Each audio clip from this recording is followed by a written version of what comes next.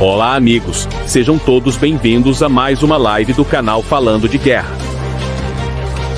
Aqui você tem informação, confiança e credibilidade.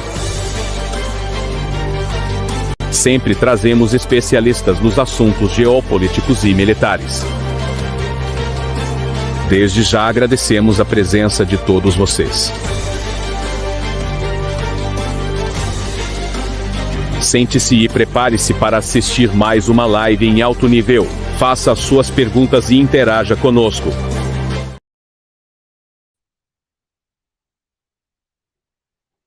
Olá, amigos. Sejam todos bem-vindos a mais uma live do canal Falando de Guerra. Hoje temos uma live super especial com um convidado também bastante especial, que é o Rogério Anitabriano. Logo, logo ele deve estar chegando aqui para participar conosco. Desde já quero dizer para vocês que compartilhem essa live, chama o pessoal aí, chama os amigos, compartilhe nas redes sociais e deixe o seu like, que isso ajuda o YouTube a divulgar a nossa live para mais pessoas. Quanto mais engajamento, melhor o YouTube divulgar as nossas lives. Quero mandar um abraço aqui para todos vocês que estão presentes nesse momento. Como o mundo está pegando fogo, né, pessoal? Temos aí a questão, se não bastasse aí mais de um ano, a Rússia e a Ucrânia, temos também tensões entre o Irã e também o Afeganistão, tem a questão de Kosovo com a Sérvia, enfim, né? Coreia do Norte também, que lançou um satélite aí e gerou muita especulação a respeito disso, se foi um satélite mesmo, ou se foi mais um teste de míssil aí disfarçadamente, né? Então vamos esperar o pessoal ir chegando. Deixe nos comentários aí de onde você está falando, de onde você está vendo a nossa live, a live do canal Falando de Guerra. E podem ficar à vontade, viu, pessoal? Está liberado aí super chat, super sticker, que isso ajuda e muito o desenvolvimento do canal. Boa noite a todos vocês. Bastante conturbado, né, pessoal? Por esses dias, a Rússia realizou intensos, grandes ataques aí, não somente a Kiev, como em toda a Ucrânia. E a Ucrânia também respondeu, viu, pessoal? Tivemos aí ataques em Moscou, tivemos ataque também na região de Belgorod. Pessoal, a guerra está se escalando. E como se não bastasse isso, né, como eu disse no começo aqui da transmissão, a crise lá, né, as tensões envolvendo o Irã e também o Afeganistão, mais a questão do Kosovo e da Sérvia. O Rogério mandou uma boa noite aí, ó. Logo, logo estará aqui conosco. Já está chegando aqui. Compartilhem a live, viu, pessoal? Compartilhe a nossa live. Edson Antunes, muito boa noite. E falando no homem, olha ele aí. Rogério Anitabriano. Boa noite, Nelson, não te ouço. Não está me ouvindo? Pessoal, como é que está o som aí?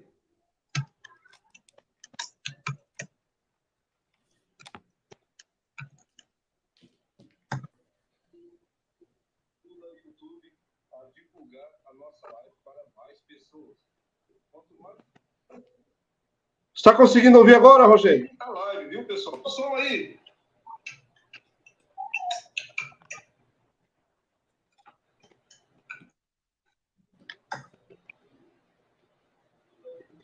Rogério, alguma coisa contigo, hein? Vocês me ouvem? Agora, Rogério? Não consigo. Eu estou te ouvindo, Rogério. Vocês me ouvem? Eu não ouço o Nelson. Eu vou tentar colocar o fone. Deixa eu ver. Rogério, alguma coisa contigo, hein? Deixa eu ver.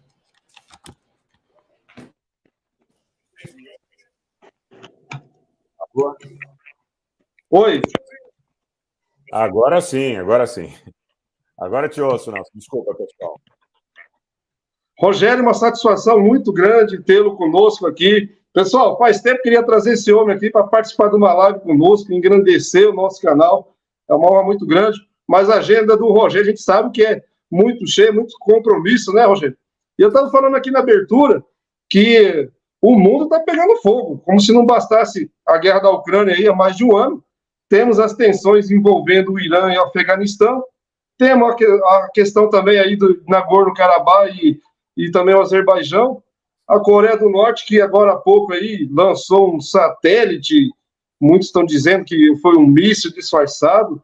Enfim, temos assunto aqui que daria aí mais de 3, 4, 5 horas de live, né, Rogério? Rogério, satisfação muito grande, vou passar a palavra contigo, prazer tê-lo aqui conosco. Muito obrigado, Nelson, obrigado pelo convite. Eu assisto o seu trabalho, é um trabalho muito legal. Então, eu tenho certeza que você anuncia também, mas o seu trabalho no Telegram também é muito interessante. Então, peço a vocês que eventualmente chegaram do nosso canal, que façam as inscrições aqui no canal do Nelson, que também eu acompanho no Telegram, onde ele faz um trabalho muito bom. Eu acho que a introdução que você colocou é pertinente. O mundo tem uma situação de conflagração notória, é uma situação delicada no caso do cenário ucraniano, e é uma situação também muito delicada em relação ao cenário dos Balcãs, ao cenário do Cáucaso, ao cenário da Síria, que hoje gerou muita repercussão, potenciais ações que possam ocorrer ali dos Estados Unidos contra o interesse da Rússia, os russos sempre combatendo ali os terroristas que são patrocinados pela Turquia, a Península Coreana. Então, quer dizer, a gente tem muitos pontos no mundo que estão em ebulição.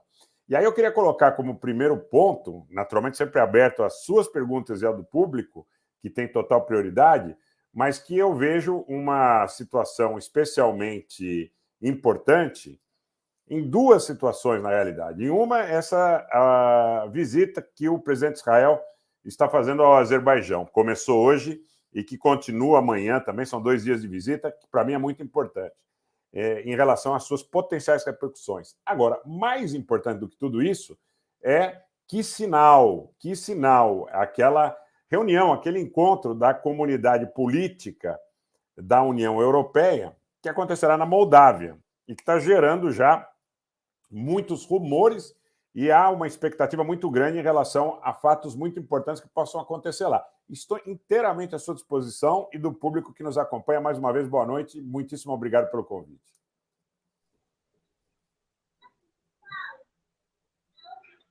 É isso aí, pessoal. Vocês viram aí que temos assunto aí para mais de metro, como diz o ditado, né, Rogério? As tensões envolvendo aí. Rogério, começar então fazendo uma pergunta para você, mas antes quero avisar o pessoal. Vocês querem fazer pergunta para mim e para o Rogério? Vão reservando as perguntas no final da live. A gente vai tentar responder o máximo de pergunta possível. Primeiramente, Rogério, eu gostaria de saber de você como que você vê essa situação desses bombardeios mais intensos que a Rússia começou a realizar contra a Ucrânia.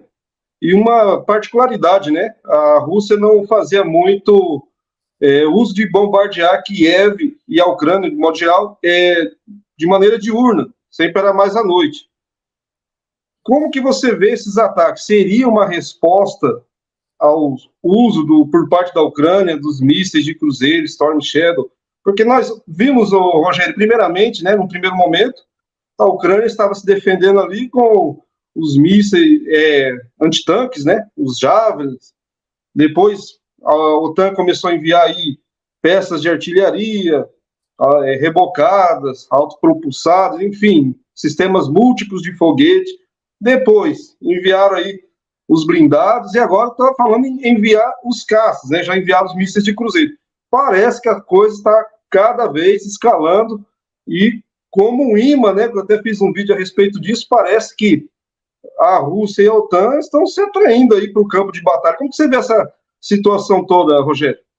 Bom, eu queria começar por um ponto muito interessante em relação à questão da utilização desses mísseis de cruzeiro por parte da Ucrânia.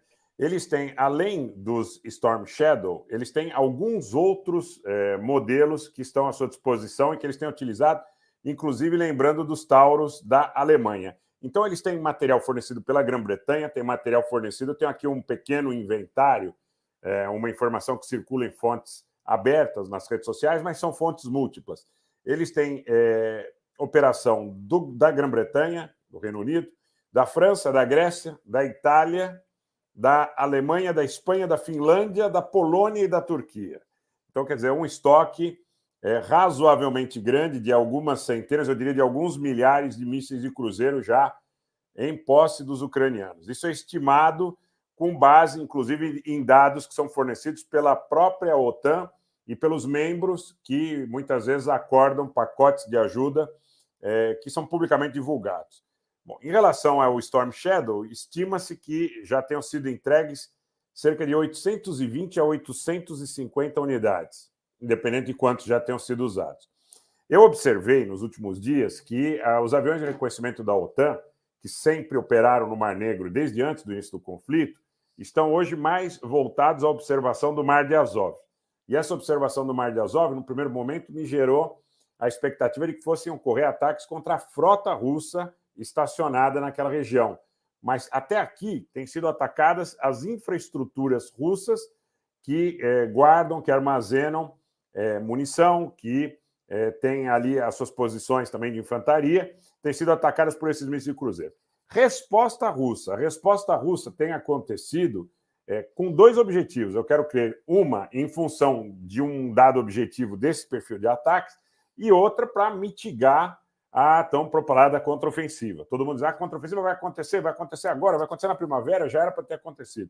Então, é nítido que a Rússia bombardeia a retaguarda ucraniana para não propiciar a condição de que os ucranianos façam um ataque, uma contraofensiva em grandes proporções. Qual é o objetivo? Mitigar, fragilizar a condição dos ucranianos ou fazer com que eles adiem essa contraofensiva para que os russos possam manter, preservar e, eventualmente, reforçar suas linhas. E tem outro aspecto, porque eu acho que quando você fala na questão do ataque a Kiev, o aspecto político é muito importante, porque você tem um desgaste da população que muitas vezes é chamada a se refugiar no metrô, por exemplo, na madrugada.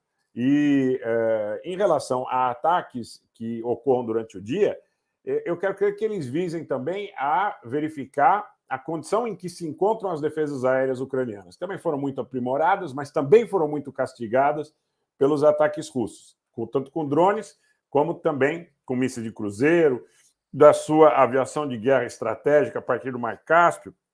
Nós tivemos aquela imagem, muito marcante, dias atrás, de uma bateria Patriot que foi atingida, e a partir dali, Nelson, você deve ter reparado isso, está muito mais difícil a gente encontrar imagens dos ataques que os russos realizam, porque os serviços ucranianos estão perseguindo todos que divulgam imagens, porque divulgar imagem em tempo real, você dá coordenada para o inimigo identificar de onde parte a defesa aérea e neutralizá-la. Então, está ficando muito mais difícil.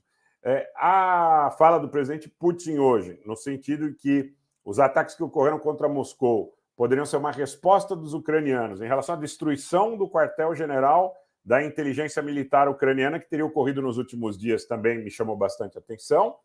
E eu acredito que as alternativas, uma janela de oportunidade para a paz, elas ficam cada vez mais obstruídas em função desse escalar no campo de batalha e das ações políticas. É politicamente muito importante. Eu estava vendo agora, pouco antes de eu fazer minha live de hoje, eu recebi uma informação e estava confirmando essa informação para poder colocar ela da melhor maneira possível, que os bairros atingidos pelos drones ucranianos, ainda que tenham sido drones com pouco potencial de causar dano, seriam bairros da elite moscovita. E essa informação é confirmada. Quer dizer, então aqui, para quem está conosco aqui nas grandes cidades, nas metrópoles, eu até citei o exemplo, como se fossem os Jardins aqui em São Paulo, como se fossem os Jardins aqui em São Paulo, como se fosse o Leblon no Rio de Janeiro, Savassi em Belo Horizonte, Aflitos no Recife, Aldeota em Fortaleza, enfim. Foram atacadas regiões nobres de Moscou. Então, essas ações, que mais do que militarmente causam uma repercussão a nível político, fecham a janela de oportunidade para a paz. Então, a minha grande preocupação é a possibilidade de que o fechamento dessas janelas de oportunidade faça com que o conflito se agrave e, eventualmente, se espraie. A questão do Cáucaso talvez seja a mais delicada de todas, porque você tem algumas variáveis que colocam o Cáucaso como muito importante estrategicamente em relação à transposição do continente europeu até a Ásia. Então, quer dizer, a rota mais importante, porque, veja, você tem o Irã. Se o pessoal tiver o mapa aí, depois dê uma observada. Você tem o Irã. Então, se você fechar a passagem do Cáucaso, você já tendo algum grau de obstrução no Irã, em direção à Índia, em direção à China, você vai ter um problema muito sério para a questão da logística do transporte de mercadorias da União Europeia em direção à macro, né, ao macrocontinente euroasiático. E tudo isso me preocupa bastante, porque eu vejo que a janela da paz está fechando e as situações que podem levar a uma solução de consenso ficam cada vez mais difíceis. Nesse momento, eu acredito que o prognóstico é de que não haverá paz no curto prazo e com um risco muito grande de um incremento em relação ao perfil de guerra que a gente vive. Eu acho que o que a gente viu até aqui é pouco em relação ao potencial de destruição que as partes podem reciprocamente infligir uma à outra.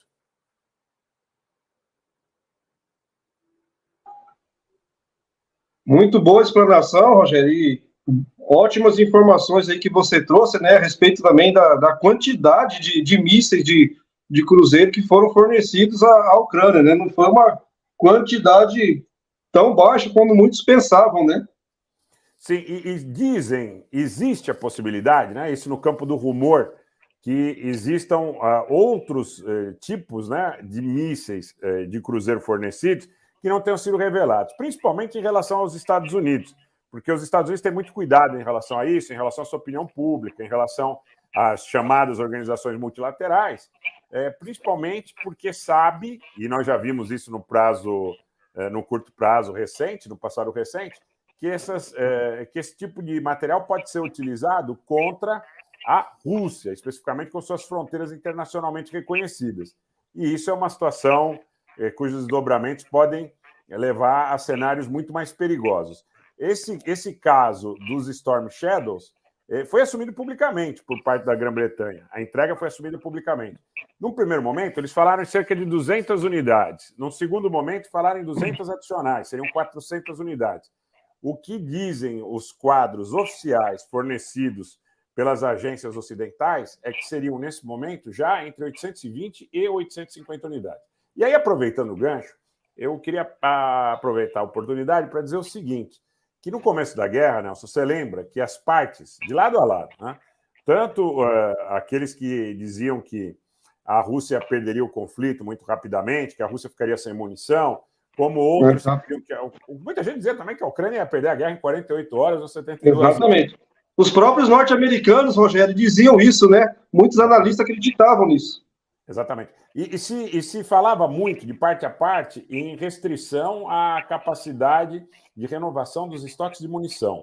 Então, o que está acontecendo? O grande vencedor desse conflito já é a indústria bélica, porque do lado da OTAN, você vê um enorme incremento na quantidade de investimentos, por exemplo, na Polônia, na Bulgária, na Romênia, na Alemanha, por exemplo, o caso da Rheinmetall, eu acho que é bastante sintomático disso, na renovação dos parques industriais e no aumento do lastro, né, na capacidade de produção de armamento e munição. Então, no caso da Rússia também, os dados não são tão facilmente aferíveis, mas a gente sabe que há um incremento no gasto em defesa e, naturalmente, também, em função da própria cooperação com o Irã, mais especificamente, um aumento na capacidade de produção de munições, na capacidade de produção de drones, na capacidade de promover o esforço de guerra. Então, eu acho, Nelson, que a guerra não vai parar por falta de munição, não vai parar por falta de armamento, porque a gente sabe que os dois lados estão investindo e estão fazendo muitos esforços para que a sua produção de armamento possa lhes assegurar uma condição de continuidade dentro desse conflito. O que é perigoso.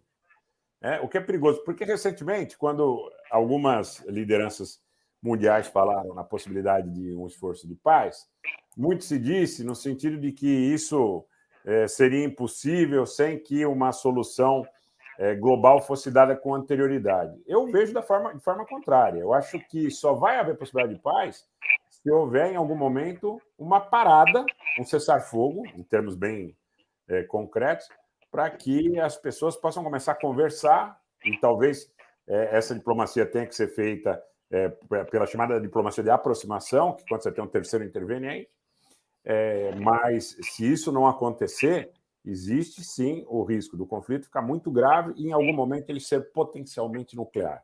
Por que potencialmente nuclear? Porque se você a gente considera só a doutrina militar russa. Então diz assim, a doutrina militar russa fala na utilização do armamento, no poder dissuasório, que seria outra extravagância que é muito apregoada, Londres e Bruxelas serão destruídas imediatamente. Se algum dia a gente pudesse ter algum risco nesse sentido, antes nós veríamos ataques nucleares táticos. Antes, porque não há como nós imaginarmos que uma irresponsabilidade dessa monta pudesse acontecer de maneira que as lideranças não vissem a possibilidade da destruição recíproca assegurada. Então, o que pode acontecer, vamos ver, primeiro para que nós nos atenhamos ao caso da doutrina militar russa.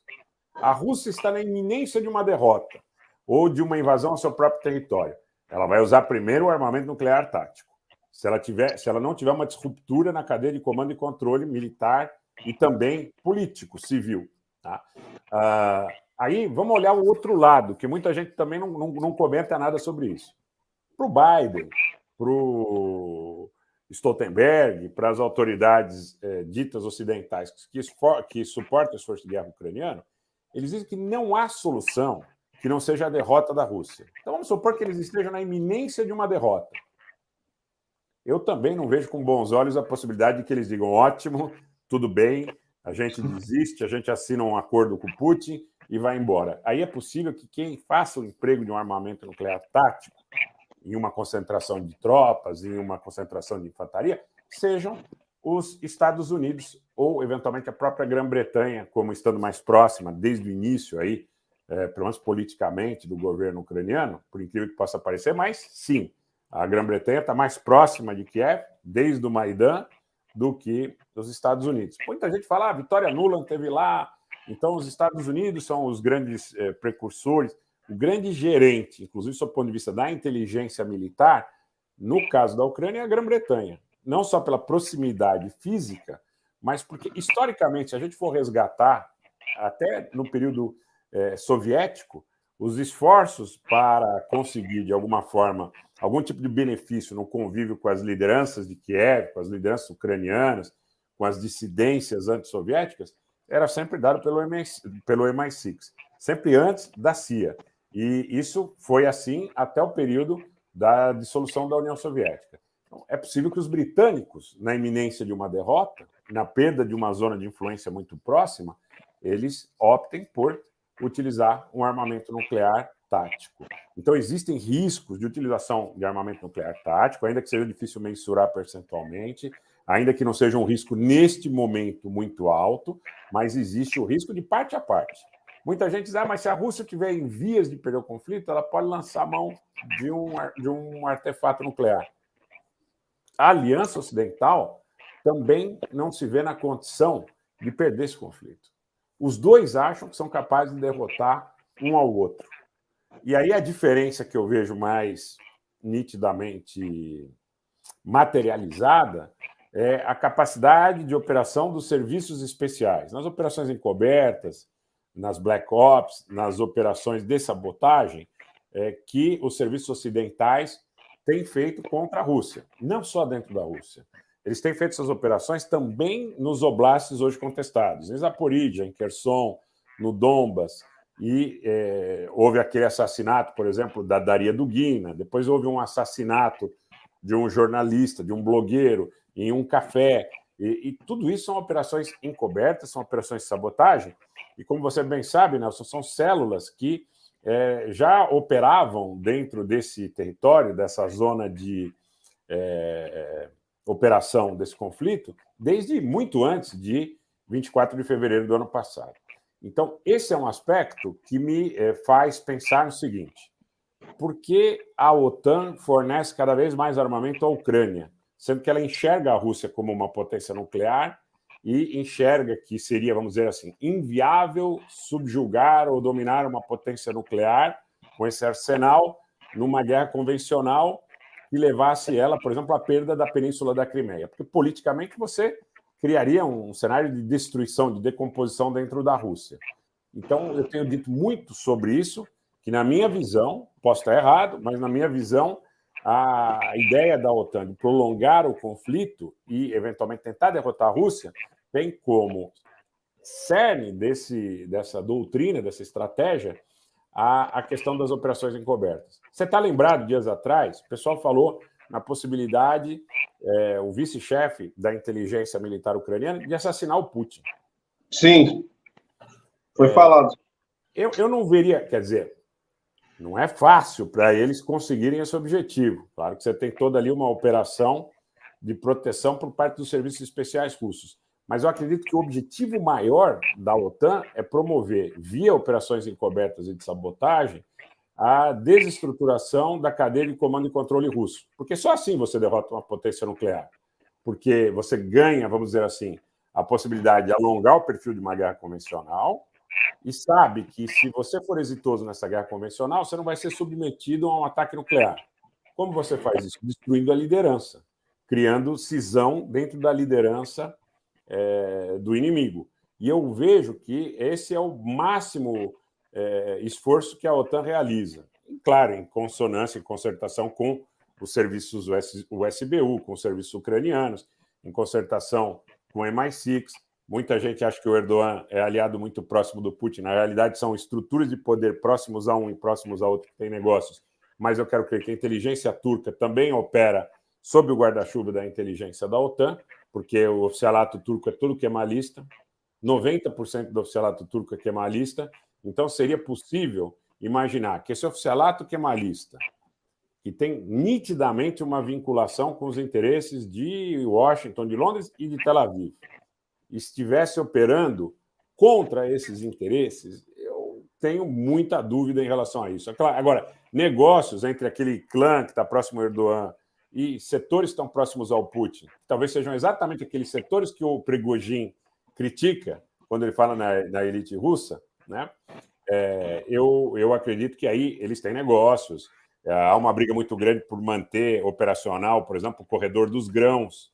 A Turquia faz um esforço muito grande nesse sentido, porque esses setores têm negócio tanto com a Rússia como com a Ucrânia e não querem perder oportunidade. Acho que não são apenas grãos que circulam por esses corredores, né? Exatamente. Pesado, né? Aí vou contar uma coisa para o teu público que eu acho que... Sim, fica à vontade, Rogério, aqui você está em casa.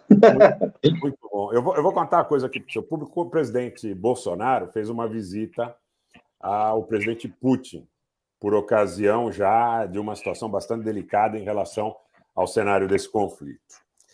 E muita gente imaginou que isso fosse uma relação meramente de interesse estratégico e, eventualmente, militar. Um dos mais importantes negócios que foi feito, e depois foi desfeito, nós não sabemos em que condições, foi a concessão da fábrica de fertilizante Três Lagoas, em Mato Grosso do Sul. E ali, inclusive, né, de onde é oriunda também a senadora, ministra hoje, Simone Tebet. Lá foi pactuado a concessão para essa fábrica de fertilizantes com alguém que ainda é muito próximo do presidente Vladimir Putin. Mas esse alguém tem trânsito livre no Ocidente. Então, às vezes, as pessoas entendem o seguinte, que tem uma visão mais maximalista, então imaginam assim, tudo que tiver no entorno do Putin é inimigo do Ocidente. Não é verdadeiro. Tudo que tiver no entorno do Erdogan é inimigo dos Estados Unidos. Não é verdadeiro. Aí há muitos grupos de interesse que têm negócios que não veem bandeira. Os negócios que eles forem mais convenientes num determinado momento, eles realizam. Tá?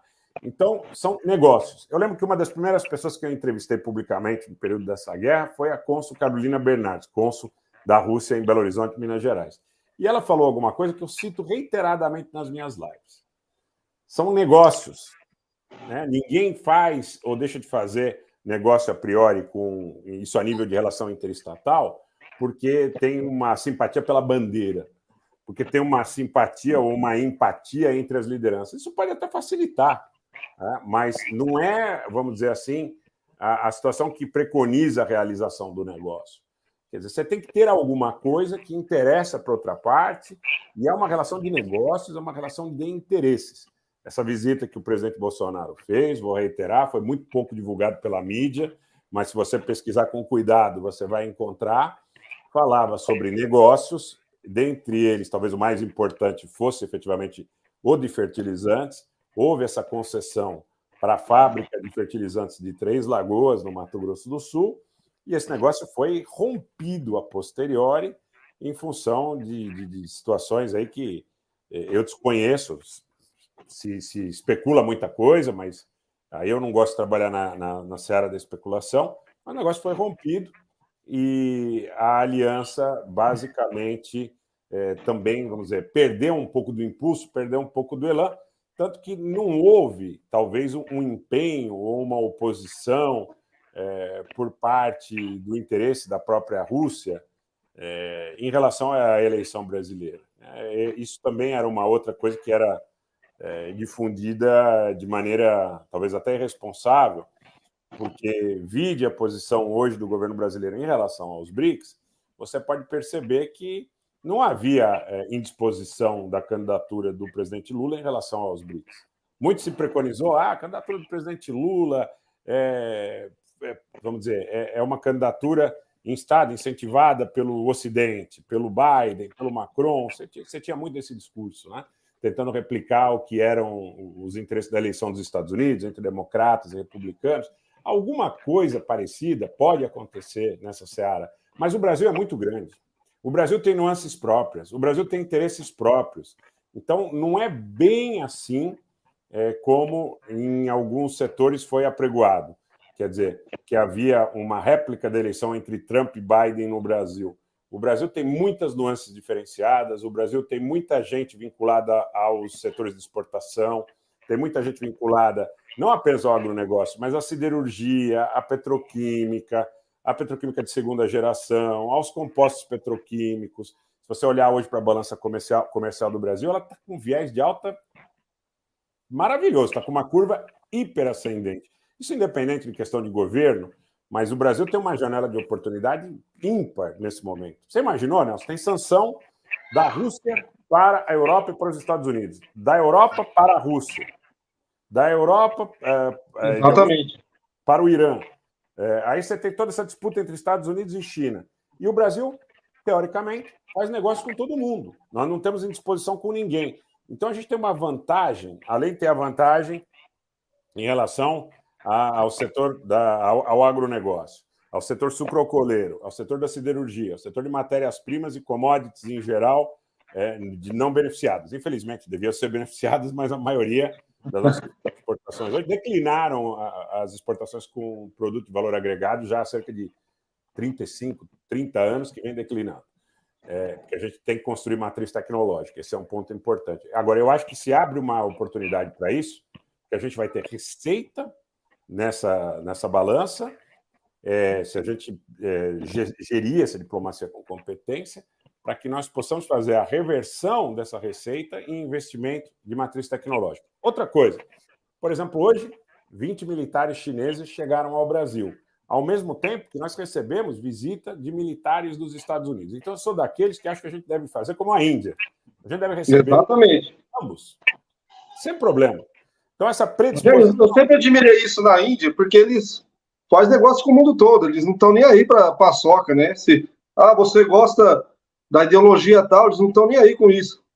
Não, tanto é que tem armamento dos Estados Unidos, da Rússia, enfim, né? Sim, é o maior comprador de material bélico de Israel, mas é aliado também do Irã. Então, quer dizer, você tem ali toda uma construção de matriz tecnológica na Índia que vai ser, nos próximos anos, certamente um mercado comprador para o Brasil em relação a matérias-primas, a setor sucrocoleiro, ao setor de etanol, a setor de milho, a setor de soja, enfim, muita coisa. Por quê? Porque a Índia vai fazer o caminho que a China fez. A China colocou milhares, milhões e milhões e milhões de pessoas do meio rural para o meio urbano e, paralelamente, para o consumo. Gente que estava alijada de qualquer consumo. Né? Quem conhece a China sabe que a China, 20, 25 anos atrás, você tinha uma população, muita gente letrada, muita gente que não tinha sequer, não ia à escola, não usava pasta de dente, não usava escova de dente, mulheres que não usavam absorvente. Então, quer dizer, tudo isso você foi fazendo uma inclusão de gente na roda da economia na China, né? Que ainda continua, de alguma forma, mas que chegou, talvez, a níveis que tem um viés, já olhando um pouquinho para frente, de uma certa estabilidade, que ainda vai fazer. Rogério, ainda está fazendo. E pegando um gancho disso que você está falando, muita gente não sabe, mas a própria China e a Índia, eles também têm negócio entre eles, apesar de toda a diferença, né? São países que já se envolveram em guerra, estão em constante atrito aí por causa de fronteiras, mas eles têm negócio entre eles. Tanto é que eles fazem parte dos BRICS, né? Mas, realmente, as relações entre os dois países são tensas, mas não deixam de fazer negócio, né, Rogério? Eu lembro muito bem que quando... Eu gosto de falar assim, eu sou apartidário, viu, Rogério? Eu gosto de analisar um governo, as coisas boas que ele faz e as coisas ruins. Então, eu não sou bolsonarista, não sou lulista, eu não sou nada. Mas eu analiso assim, no começo do mandato do Jair Bolsonaro, ele estava muito alinhado aos Estados Unidos, né, ao Trump. E parece que naquele momento ele comprou os amigos e os inimigos dos Estados Unidos. Ele se meteu lá na causa palestina com Israel, querendo reconhecer Jerusalém como capital de Israel, porque Trump havia feito isso, né? Falou mal da China, que tinha que vender para a China, uma coisa assim, né? Não vendeu o Brasil para a China, mas algo parecido, uma coisa assim. Não sei se você lembra dessa fala dele, que repercutiu muito. Aí, com a saída do Trump, parece que ele mudou a postura ali. Aí, no meu ver, eu acho que ele fez correto quando ele começou a se aproximar mais da Rússia, fez aquela visita que muitos contestaram, né? Que devia ter condenado a invasão, ter apoiado a Ucrânia. Mas eu pergunto, né? Onde que ficariam os interesses do Brasil? Porque se ele não tivesse ido lá, provavelmente a Rússia não ia mandar os fertilizantes para cá. O Brasil também comprou combustível da Rússia. Enfim, naquele momento eu acho que ele foi estratégico, né? Sim. Com a chegada do Lula, igual você falou, muitos acreditaram que por o apoio do Biden ao Lula, né, os Estados Unidos ao Lula, acharam que o Lula ia sucumbir aos interesses norte-americanos, digamos assim. E estamos vendo que ele trabalha ali com o BRICS, trabalha com a Rússia, não condenou veementemente como a Ucrânia desejaria, teve esse contratempo aí com Zelensky, né, que na minha visão foi uma desfeita muito grande que fizeram com o governo brasileiro, mas enfim, ele está tentando se manter neutro, mas também não sucumbiu às vontades de Washington, né, porque queriam que ele enviasse munições para a Ucrânia, né, dos Leopards. Enfim, como que você avalia a posição brasileira? Agora teve a visita do Maduro, né? Como que você avalia a posição brasileira nesse cenário? Eu fiz uma postagem hoje e eu vou dizer para você que eu fiz pensando em duas situações. Eu não fiz apenas pensando na questão da visita do Maduro, do Lacalle, do Boric ou da Laura Richardson. Eu acho que a gente não tem que ter antipatia a priorística, né? Reiterando essa ideia de efetiva capacidade de negociação com todos que possam nos apresentar vantagens e contrapartidas. Isso, inclusive, a médio e longo prazo. Não temos que ter vetos, né, ideológicos. Ele está falando em armênio aí, viu, Nelson? Esse Chinoravor aí parabéns em armênio, viu? Não é essa... né? Você entende, né, Rogério? Daqui a pouco vamos falar de Armênia, viu, Rogério? Você sentir a vontade. Não, claro, claro. Eu vejo que nós não podemos fazer condenação a priorística. Eu acho que a gente acaba incorrendo, porque todo mundo tem viés, né? Na realidade, eu também não sou filiado a partido político, claro, naturalmente eu tenho expressado muito claramente quais são as minhas preferências, mas não sou filiado, nunca fui, e a priori não pretendo ser. Mas eu entendo o seguinte, que nós temos que ter a capacidade de nos policiar para nós não termos preconceitos efetivos em relação à possibilidade de negociar com A, B, C ou D.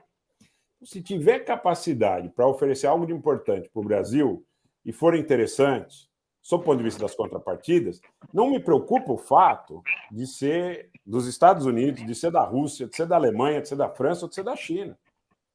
A mesma coisa em relação à questão da América do Sul. Eu acho que o Brasil tem vocação para liderar no continente, não tem dúvida, pelo tamanho, pelo PIB, pela população, por tudo, pela área de cabotagem, por tudo que o Brasil tem. Precisa fazer uma conexão com o Pacífico o mais rápido possível, inclusive em relação ao desenvolvimento de infraestrutura de rodovia e ferrovia mais ampliada, mais alargada, né? Agora, eu acho o seguinte, que a gente acaba desenvolvendo os famosos antagonismos, né? Então, quando a gente, por exemplo, vê a visita do Maduro, causa, em certos setores mais chamados de mais conservadores, uma predisposição para hostilidade de antemão. Quando você vê, por outro lado, a visita da Laura Richardson, isso eu também passo, de alguma forma, a fazer uma autocrítica e condeno. Há uma coisa de não queremos os Estados Unidos, não queremos conversa com eles. Por que não queremos? Nós não podemos ceder nossa soberania. Mas por que nós não vamos conversar com os Estados Unidos? Se, por exemplo, houve a questão das contrapartidas australianas, estão propaladas, né?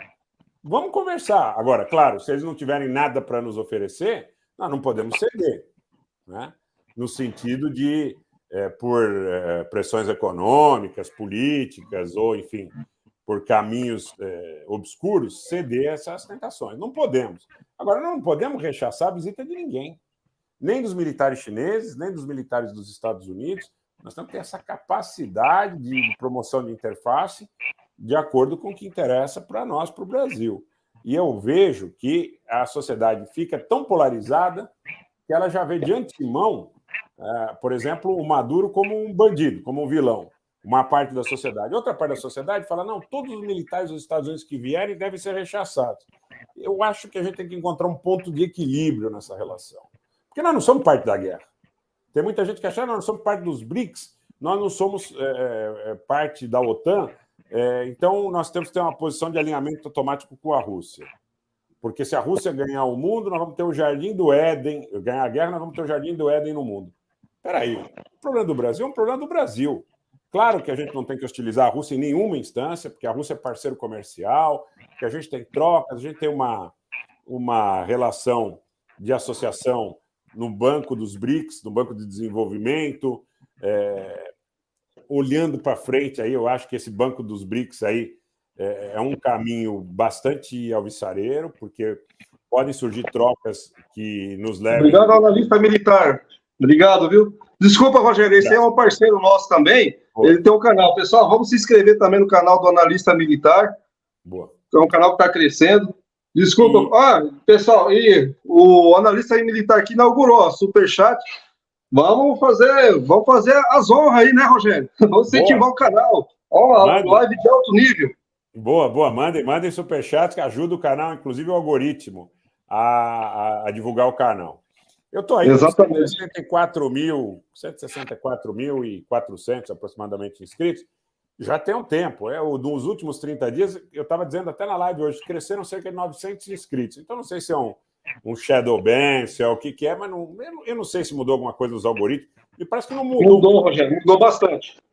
Eu estou com 42 mil inscritos faz tempo. Agora que chegou na casa dos 42.500 e pouquinho, mas o pessoal reclama muito, Rogério, que não recebe a notificação. Sim. Também, né, os inscritos. Isso já diminui as visualizações nossas.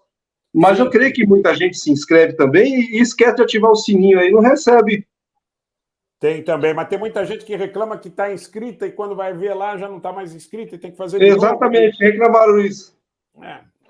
Enfim, a gente é de certa forma dependente aí da boa vontade da plataforma, né? Então, voltando aí ao que eu colocava em relação à questão das relações que não podem estar eivadas de preconceito, acho que a gente não pode ir nem para um radicalismo, nem para outro. A gente tem que observar o que é melhor para o Brasil e conversar com todo mundo. Por que eu vou mandar o Maduro embora do Brasil? Porque os Estados Unidos não gostam dele. Por outro lado, por que eu vou mandar o militar americano embora? Porque ele tem um problema com a Rússia. Para mim, isso não faz o menor sentido. Agora, claro, a gente sabe que historicamente existem determinadas, vamos dizer, potências ou determinados anseios que podem nos ameaçar mais. Mas isso aí é uma questão de, você sabe o que determinado interesse pode desejar em relação ao Brasil, então vamos criar toda uma condição de segurança para que nós não nos exponhamos. E acho que a gente tem que pensar muito nesse sentido. A Índia é um grande exemplo, acho que a Índia é um exemplo excepcional. Aí, Rogério, Obrigado aí a Josamari Solange. Obrigado, viu? Obrigado mesmo. Muito bom. Um abraço para a Josamari. E eu vejo essa situação no momento no Brasil de muita paixão, sabe, Nelson? Tem muita gente que faz torcida. Você sabe que no canal, eu estava falando esses dias, se eu mostro ali um ataque que os ucranianos realizaram, já tem gente que diz assim, eu vou deixar teu canal que você está fazendo propaganda da OTAN. Aí exatamente, acontece comigo direto. Direto também. Aí eu vou lá e mostro o ataque que o russo fez contra Kiev. Aí o cara te chama de Russete. Olha, esse canal é de um Russete. Russete, hoje eu fui chamado de Russete. Pois é. E aí a gente tenta contemporizar até onde dá, né? Porque eu sempre falo, o pessoal que está na moderação e tal, olha, se chegar a ponto também que falta com respeito com as outras pessoas que estão lá, com o trabalho da gente e tal, tira. Mas se for só divergência de opinião, não há problema nenhum. E eu acho que isso deve ser estendido à aplicação da política, da diplomacia, no setor militar, no setor do uso dual, da indústria de alta tecnologia. A gente vai precisar muito investir em matriz tecnológica. Então, nós vamos precisar ouvir a Suécia, nós vamos precisar ouvir a China, nós vamos precisar ouvir a própria Índia, que vem com muita força nesse setor, nós vamos precisar ouvir a Grã-Bretanha, os Estados Unidos, a Alemanha, o Japão. Não tem porquê. O Brasil tem um grande fator ao seu favor. O Brasil não tem contencioso. Só faltava a essa altura o Brasil fabricar um contencioso para agradar uma parte da sua população que está ideologicamente envolvida com a resolução de conflitos externos. Eu acho que não é... Obrigado aí, Márcio Almeida. Um abraço, viu, Márcio? Obrigado mesmo. E a gente espera que as pessoas tenham maturidade para isso, né, Nelson? Que as pessoas possam entender isso. Exatamente. Rogério, agora, eu não sei, né? Eu não gosto muito de entrar em assunto político, porque é igual você falou. Quem gosta do Bolsonaro são extremamente torcedor do Bolsonaro, é igual como se fosse um time de futebol. Quem gosta do Lula, a mesma coisa. Se você fala, elogia um pouco um aqui, critica, você já é chamar, você é bolsonarista, ou você é lulista, enfim, né? Mas eu não sei.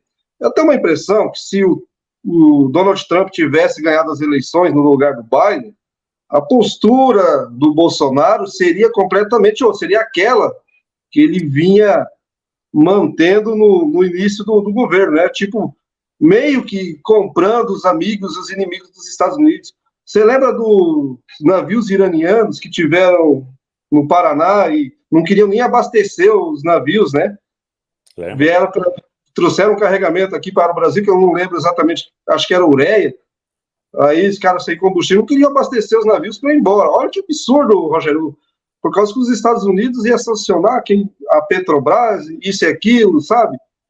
Então, assim, pegando um gancho mais uma vez sobre o que você falou a respeito do algoritmo, o vídeo do canal que mais bombou no meu canal foi um revés russo. Foi o afundamento do navio Moskva.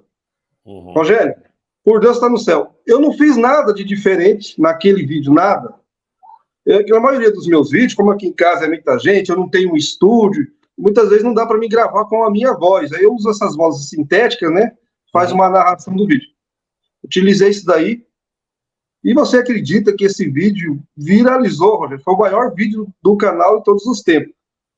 E bateu até, em um determinado momento, aquele canal, não sei se você conhece, o Hoje Viajando na Maionese, algo parecido assim, chegou a ficar à frente dele. E olha que o canal tem... Aquele canal tem quase 2 milhões, tem mais de 2 milhões, eu acho, de inscritos, uma coisa assim. E meu canal agora está com 42, ano passado estava com uns 30, 35, algo parecido. E ali, Rogério, eu percebi que foi uma deixa, sabe? Tipo assim, vai por esse lado aqui, meu filho, você vai ganhar dinheiro, seu canal vai crescer, vai bombar. Só que eu posso fazer um canal sério, né, Rogério? Eu não gosto de exaltar o fantasma de Kiev, falar que a Ucrânia já está marchando sobre Moscou, e nem vice-versa. Não vou falar que os russos também já estão lá em Kiev marchando. A gente é pé no chão. E eu percebi que muitos canais, que até fazem um trabalho legal, acho que eles receberam a mesma deixa e mudaram o lado completamente. Que dá dinheiro hoje, mas quer crescer seu canal? Fale de Ucrânia, fale bem da Ucrânia, fale conte do Fantasma de Kiev, conta que já estão chegando em Moscou, que você vai ver que seu canal vai chegar a 1 milhão rapidinho. Se eu tivesse ido por esse caminho, eu teria me dado bem, entre aspas, né? Mas só que eu ia desagradar meu público fiel, que está comigo por causa do meu trabalho, que eu gosto de falar as verdades, só que a gente erra também, né, Rogério? Quando a gente erra, a gente pede desculpa, mas enfim, a gente faz um trabalho pé no chão. Então é isso, você falou a questão da torcida, o que agrada os torcedores mais hoje é você falar da Ucrânia. Tem um canal aí, ó, que todo dia ele faz um boletim informativo, e todo dia, eu não sei de onde que ele tira aquelas notícias, que os russos estão sendo cercados, falou isso de Bakhmut, que os russos já estavam sendo cercados, que os francos já estavam sendo rompidos, e olha o que deu. Mas o canal tá bombando lá, cada dia que eu entro lá, 100 mil, 200 mil visualizações, e o canal tem 15 mil inscritos, Rogério. Agora, como é que explica isso? Eu acho até que isso aqui é uma caixa de Pandora, né? É difícil. Eu acho que assim, a gente não sabe quais são os critérios para que os vídeos, por exemplo, sejam divulgados. Então, tem hora que você entra numa live que, teoricamente, não fala sobre algo importante, né? Isso independente de ser o tema conflito Ucrânia-Rússia, e que tem lá milhares de pessoas. Eu digo, no começo do conflito, eu fiz lives falando sobre o risco de um conflito nuclear, com 10 mil pessoas ao mesmo tempo. Depois, quando o risco nuclear aumentou efetivamente, você tinha 3 ou 4 mil paralelamente, né? Então, quer dizer, é inexplicável. Talvez também tenha alguma coisa a ver com o interesse das pessoas, porque, assim, Nelson, de alguma forma, com tudo que perderam poder, as mídias convencionais, de alguma forma, elas talvez apontem direções para o interesse do público, para a formação de consenso, né? Porque as mídias tradicionais, elas não são só as mídias tradicionais. Elas são as mídias tradicionais, elas são as instituições de ensino, elas são... Pra você ter uma ideia, aqui em São Paulo, por exemplo, no início do conflito, eu não sei como é que está isso, né? Mas eu tenho um filho que toca piano. E nos espetáculos que ele fazia, em muitos dos espetáculos onde ele se apresentava, tocavam antes ali o hino ucraniano, por exemplo.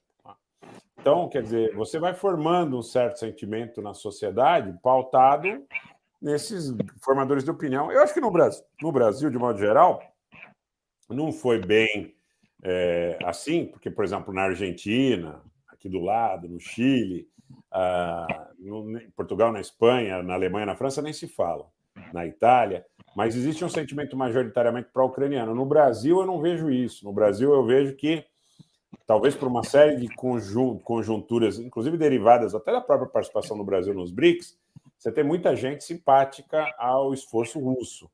Mas tem todo esse aspecto também. A gente não sabe para quem que eles oferecem, como eles oferecem. Outra coisa, a gente não sabe. Por exemplo, agora diz que nós temos 150 pessoas aqui. A gente não sabe se é isso. Você não tem como, não é? Você não tem como aferir se é verdadeiro. Pode ter mais, pode ter menos, pode ser que tenha mais, porque eles pagam de acordo com a quantidade de gente que está visualizando, né? Então, quer dizer, se eles quiserem te dar um passa-moleque, eles vão te dar, porque você não tem como aferir, você tem que confiar plenamente no que eles apresentam. Então, são coisas que eu concordo contigo, eu também procuro fazer um trabalho que não ofenda a minha convicção em relação ao que eu estou oferecendo. A gente sabe que tanto na política externa como na política interna, se você quiser se alinhar com uma figura de propaganda, inclusive você pode ter benefícios pessoais, né? O famoso PIX. Eu não me sentiria... Eu acho que seria indigno com a proposta que eu defendo. Então, quer dizer, seria uma afronta, não seria um trabalho. Você acabaria prostituindo toda a ideia, todo o conceito de levar as pessoas a informação e exercício de cidadania, como eu imagino. Mas é muito fácil. Quem quiser subverter a ordem das coisas e arrumar patrocínios escusos, listos, tal. Infelizmente, a gente que está do lado de cá sabe como é que a coisa funciona. Se você quiser, a gente pode falar um pouco sobre a Armênia. E eu ia falar isso agora. Estamos chegando aí, pessoal, 54 minutos de live. Quem quiser deixar aí o super chat, super stickers, Pix, aí ó, tá o Pix passando aí no rodapé. A presença ilustre do nosso amigo Rogério, não é todo dia que o Rogério está aqui não, pessoal, não é toda live não. Foi difícil trazer o homem aqui, então vamos ajudar o canal, né? Então, Rogério, como que fica a questão da Armênia, né? Do Azerbaijão, o que você quer dizer lá da Nagorno-Karabakh? Fala aí, Rogério, a palavra é contigo. Primeiro que existe uma especulação sobre um potencial encontro do primeiro-ministro da Armênia com o ditador do Azerbaijão, agora em Chisinau, para falar a respeito aí da possibilidade de se assinar um acordo de paz. Eu vi essa semana, repercutiram nas redes, vídeos de pessoas que disseram que poderiam estar sendo negociadas... Obrigado, Josimar, obrigado mesmo. Poderiam estar sendo negociadas condições no modelo do formato do Grupo de Minsk, assegurando uma autonomia, um caráter armênio, porque eles chamam de antigo oblast autônomo de Nagorno-Karabakh, dentro dos limites do Azerbaijão.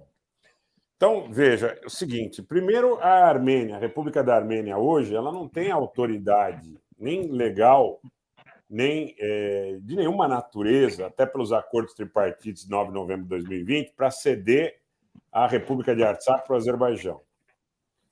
As 120 mil pessoas que permanecem cercadas ali há 170 dias, hoje completa 170 dias de cerco, elas estão absolutamente, consensualmente, eu duvido que você ache uma pessoa que pense diferente lá, dispostas ao sacrifício ou à independência. Não existe um outro caminho. Então, vamos supor que o governo da Armênia diga, e já disse, eu reconheço a integridade territorial do Azerbaijão com 86.600 km², a Armênia com 29.800. Pois bem. Só que nessa condição colocada pelo governo armênio, ela diz, eu assino esse acordo se Baku abrir negociações com Stepanakert, sob auspícios internacionais. Então, as pessoas muito entendem que a Armênia está entregando Nagorno-Karabakh para o Azerbaijão. A coisa não é bem assim. Primeiro que ela não tem legitimidade para fazê-lo. Nagorno-Karabakh, República de Artsakh, é um ente autônomo que ficou independente antes da Armênia e antes do Azerbaijão da União Soviética.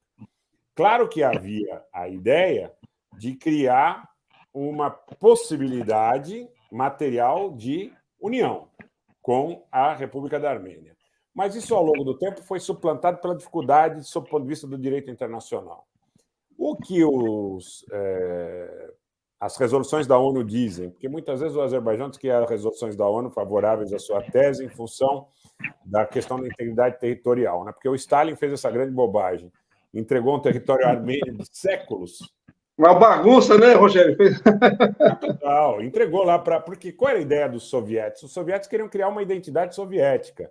Então, toda a confusão que pudesse fazer para misturar as etnias, as populações, as administrações, eles fizeram aos montes nas repúblicas da Ásia Central, fizeram aos montes na Ucrânia, fizeram aos montes na Geórgia, fizeram aos montes na Transcaucásia, de modo geral. Então, quer dizer, a ideia era essa. Javak, no sul da Geórgia, é território armênio, histórico, mas ali foi cedido, até hoje você tem uma população que é 70%, 80% armênia, mas foi cedido ali num acordo para a administração da Geórgia, né? Porque o Stalin era georgiano, tem essa coisa aí. Agora, a República de Artsakh é diferente porque ela foi cedida em 1923, mas ela foi o tempo todo objeto de ataque, de massacre, de tentativa de fazer realocação populacional, redistribuição populacional. Então, quer dizer, a população armênia nunca viveu confortável com a possibilidade de uma administração que fosse consorciada com o Azerbaijão. Mas no período soviético, o pai do ditador do Azerbaijão ia para o memorial do genocídio armênio para lembrar o genocídio armênio em prejuízo do Estado perpetrador, que era a Turquia. Tá?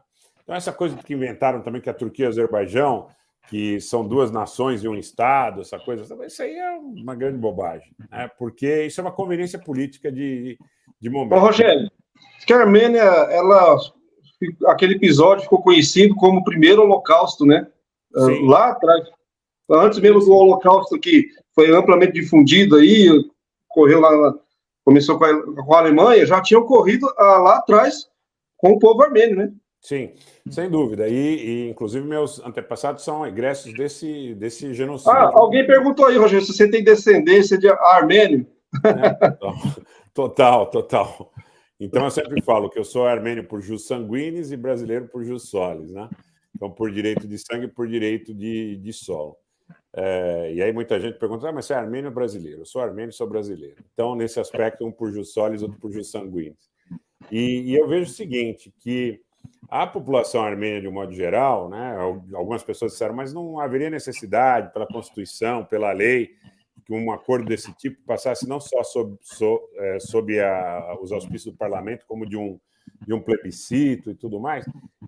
Você não encontraria na República da Armênia, muito menos na República de Artsakh, uma pessoa que estivesse disposta a votar a favor dessa situação. Então, muita gente suscita, inclusive, isso aí é uma coisa que as pessoas não gostam nem que a gente comente muito, mas muita gente suscita que isso seria um jogo de xadrez a nível diplomático, quando você fala assim, ó, tá bom, eu reconheço a integridade territorial desde que você abra negociações sob os auspícios internacionais, que seria reviver o grupo de Minsk, tá? Sob um outro formato, entre Stepanakert e Baku. Porque aí você vai primeiro estabelecer uma garantia, provavelmente multinacional, de presença de tropa. E um patrocínio internacional e, eventualmente, da própria União Europeia, dos Estados Unidos, da Rússia, da França, em relação ao fato de que o Azerbaijão não pudesse tentar nenhum tipo de agressão contra o enclave Nagorno-Karabakh, contra a República de Artsakh. Então, pode ser um jogo muito bem jogado de xadrez, pode ser um erro retórico também importante, que pode custar, inclusive, a própria vida do Nikol Pashinyan, que, se isso for mal compreendido, é muito complicado para ele sobreviver dentro do território armênio com a pecha de ser alguém que tenha entregue o direito do povo de Artsakh. Ele não pode fazer isso sob o ponto de vista do direito internacional, né? Hoje, o Armen Krikorian, que é o encarregado do Conselho de Segurança da Armênia, deu uma dica muito boa nesse sentido, porque ele diz o seguinte, não dá para assinar nada com o Baku enquanto o Baku disser que vai retomar Nagorno-Karabakh pela força, porque não é esse o espírito do acordo. Tem que abrir negociação entre Stepanakert e Baku. E aí ele fala sobre os direitos e garantias da população armênia. Quando ele fala sobre os direitos e garantias, ele volta, muito provavelmente, ao espírito do grupo de Minsk, que coloca a integridade territorial e autodeterminação no mesmo patamar. Então, seriam duas situações. Seria trazer de novo a comunidade internacional para o debate e encontrar alguma solução, talvez no modelo do Kosovo, ou adiar a solução dessa problemática para outras gerações com uma garantia de presença militar. Aí você tem outro problema, Nelson, que é o choque entre a Rússia, a França e os Estados Unidos hoje. Hoje a França, há muita especulação que a França já forneceria material bélico para a Armênia. Tá? E tem um adido militar hoje na embaixada francesa em Yerevan que está encarregado desse tipo de negociação, assim como a Índia. A França também tem adido militar já estabelecido na embaixada para esse tipo de negociação. A França é um grande exportador também de armas, né, Rogério? Não como a Rússia, como os Estados Unidos, mas ela também é um dos maiores fornecedores de armas aí, né? Eu vou contar aqui para o teu público o seguinte, que a Armênia tem laços históricos importantes com a França. A gente pode remeter até a época, não apenas do primeiro Estado a adotar o cristianismo como religião oficial do Estado, mas tem laços também, por ocasião do genocídio, tem laços, se nós formos fazer uma pesquisa profunda, até em relação ao período das cruzadas. A Rússia, a Ucrânia, a Rússia e a Ucrânia não são, vamos chamar assim, o Ocidente, né? Visto sob essa égide. A Armênia, sob o ponto de vista da interpretação, por exemplo, da França, é o Ocidente. Porque é uma população cristã, caucasiana, no meio de uma população xiita do Irã, do Azerbaijão, e uma população sunita turca, uma população do Cáucaso Sul russo, que é majoritariamente também sunita, e a exceção seria a Geórgia. Mas, por incrível que possa parecer, a Geórgia tem muita influência turca também, mesmo tendo uma população cristã ortodoxa relevante. E o fato é que a Armênia não tem, né, essa influência turca. Então, para a França, por exemplo, a Armênia é uma espécie de santuário étnico, histórico, cristão, que é um berço, na realidade, de muita coisa que hoje tem sentido dentro da cultura europeia. Tá? O laço com a Rússia é muito forte? O laço com a Rússia é forte desde o período dos massacres perpetrados em 1896 pelo Sultão Vermelho, na época do Império Turco-Otomano, que precedeu aquele grande holocausto, aquele massacre, o genocídio de 15, foi até 23. Em 1909 também teve um massacre em Adana, que foi um massacre... Eu sempre digo o seguinte, né? Que os meus bisavós, os meus 4 bisavós, eles todos foram envolvidos nesses conflitos, inclusive a nível de presença dentro da resistência militar. Um deles, inclusive, foi morto, pai do meu avô Garabeto, meu bisavô Sarkis. Ele foi morto nesses conflitos Foi morto, Rogério? Foi morto, no genocídio de 1920. Meu Deus. Ele foi morto em 1916, na cidade de Marash. Então, eles todos eram, vamos dizer assim, a cultura que foi criada. Eu acho que essa cultura, de alguma forma, remanesce, né? De Buenos Aires a Teherã. É a cultura que todos nós, sobreviventes do genocídio, de alguma forma, de alguma maneira, nos encarnamos como voluntários da briga pela subsistência da causa, né?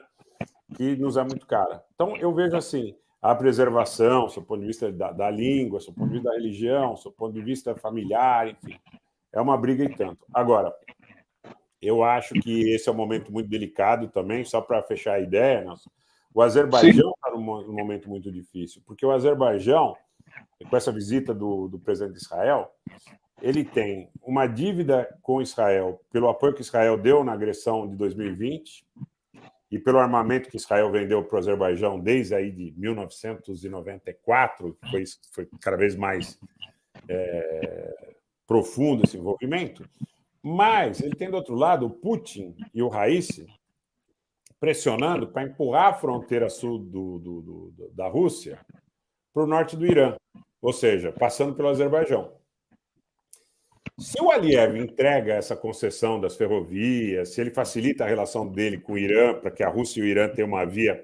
Porque hoje o Irã está mandando arma para a Rússia quase que 100% pelo Cáspio. Alguma coisa de avião, mas está mandando por embarcações no Cáspio.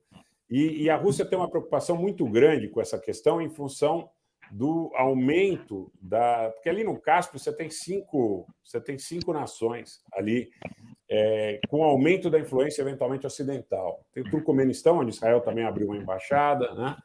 Então, o que acontece? O Putin quer uma relação estável com o Azerbaijão, não tem interesse da Lukoil com a Socar, né? Esse petróleo, esse gás que o Azerbaijão está vendendo para a Europa é russo, né? Isso é um fato. Isso é um fato. Exatamente. Muito disso é russo. Agora, ele tem esse interesse no sentido de que o Azerbaijão não seja um óbice, não seja um obstáculo na relação dele com o Irã. Eu falo o seguinte aqui, né? Como se nós tivéssemos uma conversa informal. Se o Aliyev ceder o interesse da Rússia e do Irã, Israel vai emparedá-lo. Se ele ceder o interesse de Israel, muito provavelmente a Rússia e o Irã o farão. Então ele está numa situação muito delicada. Eu não queria estar na pele dele, viu, Rogério? Não, ele está... Sabe, você disse assim, que quando a pessoa começa a falar muito grosso, fala que vai bater, vai matar, vai quebrar tal, é porque ela está com medo. Porque tem Agora, Rogério, vou fazer uma pergunta para você. Ó, estamos chegando aí 1h08 de live. Rogério, você ainda tem um tempinho aí para responder algumas perguntas? Então vamos para as perguntas aí, porque eu ainda preciso fazer uma reunião virtual daqui a pouinho, mas eu vou chamar, vou dar prioridade para responder as perguntas. Mas deixa eu te fazer uma pergunta antes. Claro. Como que os armênios veem aí a aliança, né? A CSTO, ou OTSC em inglês, né? Como que eles veem isso daí?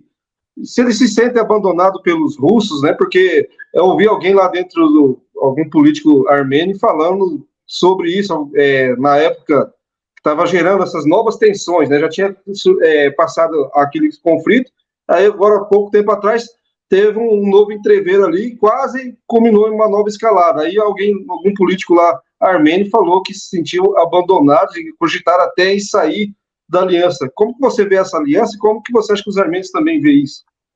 Acho que a sociedade armênia hoje é muito polarizada em relação a essa questão da aliança estratégica com a Rússia. A Rússia não tem apenas a participação no CSTO com a Armênia, porque tem também presença em bases militares dentro da Armênia. A maior delas é a base de Gyumri, que tem 4.000 soldados russos, 4.500 soldados russos. Tem Sisian também. E eu acho o seguinte, que você tem a sociedade relativamente dividida, há uma frustração, sim, em relação à posição do CSTO nos conflitos de setembro do ano passado e nos conflitos que eclodiram agora há pouco tempo atrás também, que seriam ações de ataques azeris dentro das fronteiras internacionalmente reconhecidas como República da Armênia, já além da República de Artsakh. Mas acho que é uma situação que é vista com muito cuidado. Os diplomatas dizem o que eu estava falando agora há pouco em relação à posição do Brasil, que para nós, para um país pequeno, landlocked, né, sem litoral, a ideia é a seguinte, é não brigar com ninguém e tentar extrair o melhor possível de todas as relações com as grandes potências. Então, essa relação, por exemplo, de compra de arma da Índia, de compra de arma da França, de estabelecimento de consulado iraniano na região de Siunik, na fronteira entre Irã e Armênia, ali próximo, agora um grande acordo de zona de livre comércio em Negre também, com os iranianos, é uma necessidade estratégica da Armênia em relação à sua condição vulnerável de estar cercada por inimigos e sem saída para o mar. Né? Então, eu não consigo te dizer o seguinte, se há um sentimento majoritário. Há uma insatisfação? Há uma insatisfação. Agora, essa insatisfação, eu não sei se levaria a Armênia a sair do CSTO sem que uma outra solução fosse antes bastante bem amarrada. No quadro atual que a gente tem, existe uma dependência comercial muito importante em relação à Rússia também, em vários setores. E a economia da Armênia no último ano cresceu 12,4%. Cresceu muito, porque está crescendo muito o setor de tecnologia. Setor de tecnologia e, inclusive, também setores de alta tecnologia. Esses setores, muitas vezes, são pessoas de origem armênia, que vieram da Rússia e da Ucrânia. Tem cerca de 140 mil pessoas, talvez 115 mil da Rússia e 25 mil da Ucrânia. A grande maioria é de origem armênia, que se estabeleceu em função do conflito na Armênia, muita gente do Donbas também, e que voltou para lá e que tem feito muito investimento, até porque são profissionais muito gabaritados, no desenvolvimento da indústria da alta tecnologia. Né? Então, muita gente acha que ali vai ser um novo Vale do Silício. E aí, voltando, para ser bastante objetivo, em relação à questão do CSTO, eu acho que é uma divisão na sociedade, mas eu não vejo que o governo vai tomar uma atitude temerária. Se o governo sai do CSTO, sai com alguma outra aliança muito bem amarrada, ou com os iranianos, ou com a Índia, ou com a França. Eu não acredito que a Armênia vai entrar na OTAN, porque a Turquia vetaria. Tá? Então, essa possibilidade, assim, a priori, não é uma grande possibilidade. Existe um relacionamento muito denso com o governo francês. Isso existe historicamente, sempre existiu. Hoje é muito forte esse relacionamento. Mesmo em Artsakh, existem instituições, existe um relacionamento grande com a França, mas existe um relacionamento grande com a Rússia também. Está lá em Artsakh, que foi ministro de Estado agora há pouco, Rubem Vartanyan, que é uma pessoa próxima do Vladimir Putin. Tá? Mas que não é por isso que ele deixa de conversar com Paris, que ele deixa de conversar com Delhi, que ele deixa de conversar até com os Estados Unidos. Não fecha as portas, né, Rogério? Não pode. No caso da Armênia, é muito mais dramático do que o caso do Brasil. O Brasil é um gigante, a Armênia é mais pequenininho. E se fechar as portas para conversar com as potências que estão envolvidas em grandes contendas, a situação fica muito complicada, fica muito ruim. Até porque é como se você estivesse num cassino e apostasse todas as fichas no par ou no ímpar. Vamos supor que você fecha aí as portas para conversar com os Estados Unidos e com a França, que a Rússia perde a guerra. Está morto, acabou. Ao contrário, você fecha as portas para conversar com a Rússia e se alinha com o Ocidente. Aí o Ocidente perde a guerra. Está morto. Então, precisa conversar com todo mundo e tentar encontrar uma solução para contemporizar. Por que o CSTO não entrou na guerra? O CSTO não entrou na guerra porque, primeiro, você tem 6 participantes no CSTO e, além da Rússia, você tem outros países que são próximos do Azerbaijão. A Rússia fez um acordo estratégico com o Azerbaijão em 22 de fevereiro do ano passado, 2 dias antes de eclodir o conflito na Ucrânia, primeiro olhando para a questão do petróleo e do gás, e depois para não abrirem outra frente no Cáucaso paralelamente. E que ainda pode acontecer. Ainda o Azerbaijão ainda pode ser utilizado como um meio de hostilizar e de criar uma segunda frente para a Rússia.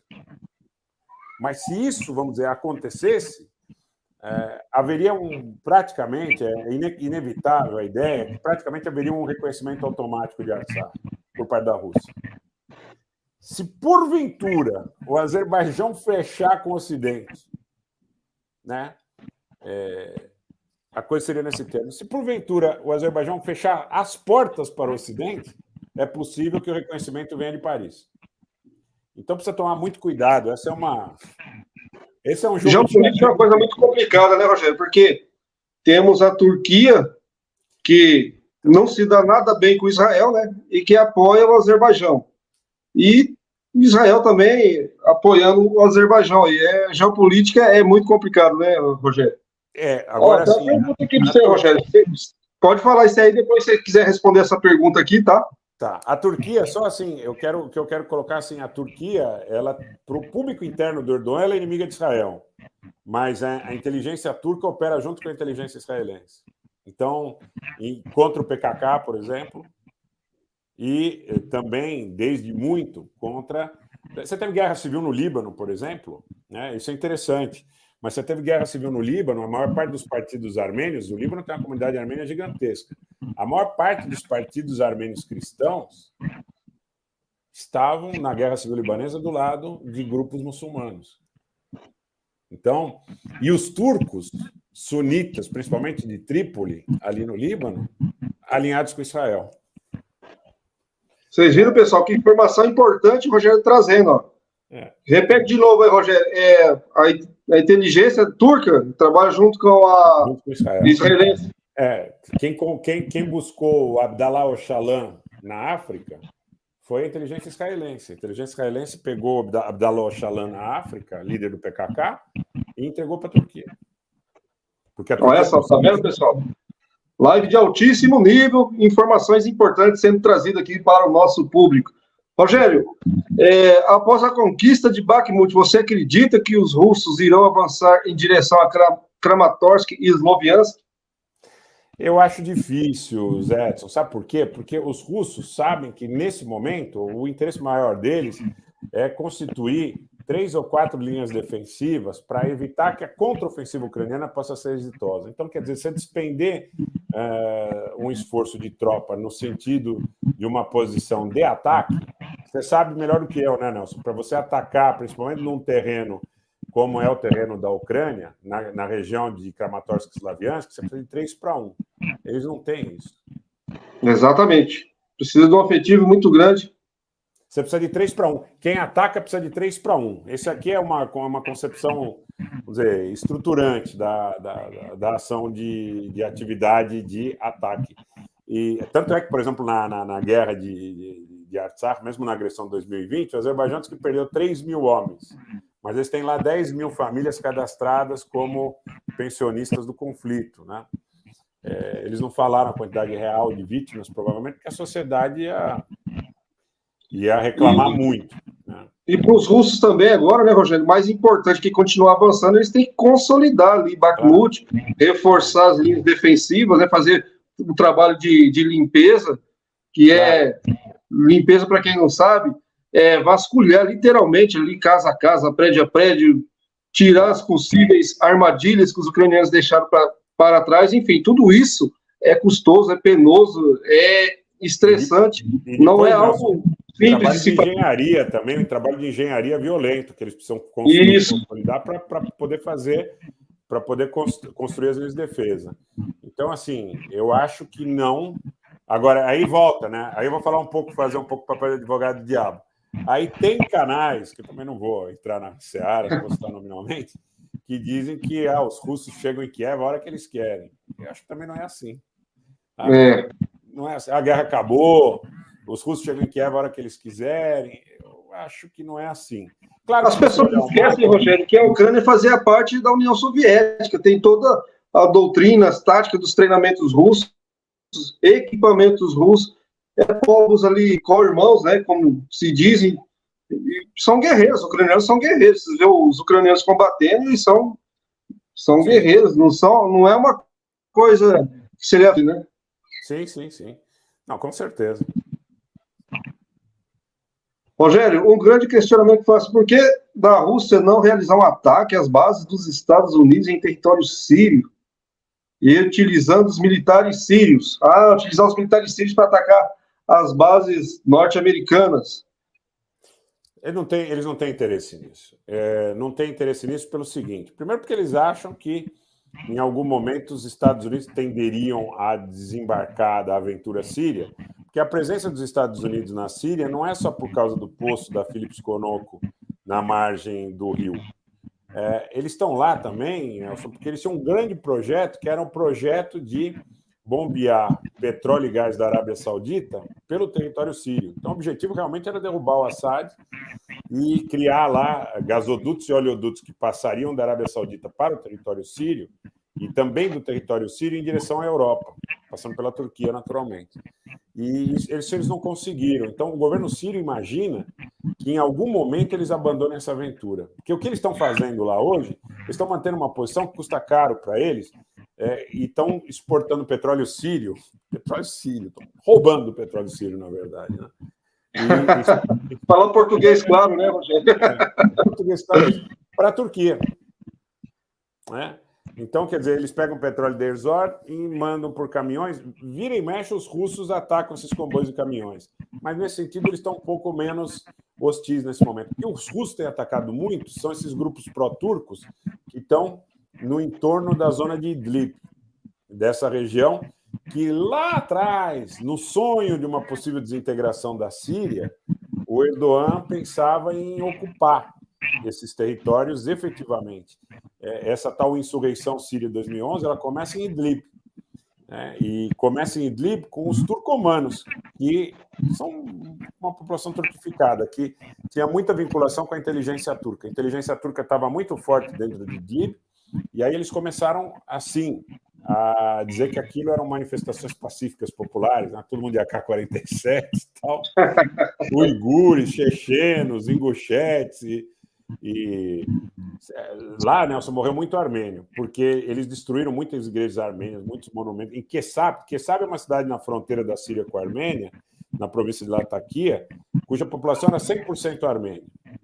A gente recebeu até algumas dessas famílias aqui no Brasil, e infelizmente teve até um caso muito trágico, que eu acho que contei isso já em alguma live, que o marido saiu, quando as coisas pareciam um pouco mais calmas lá, para pegar alguns pertences da família, e ele acabou assassinado. A esposa estava grávida, ele tem mais 3 filhos pequenos, a esposa estava grávida, ele acabou assassinado, e a esposa acabou ficando no Brasil viúva. E muita gente da Síria, de origem armênia, veio para cá.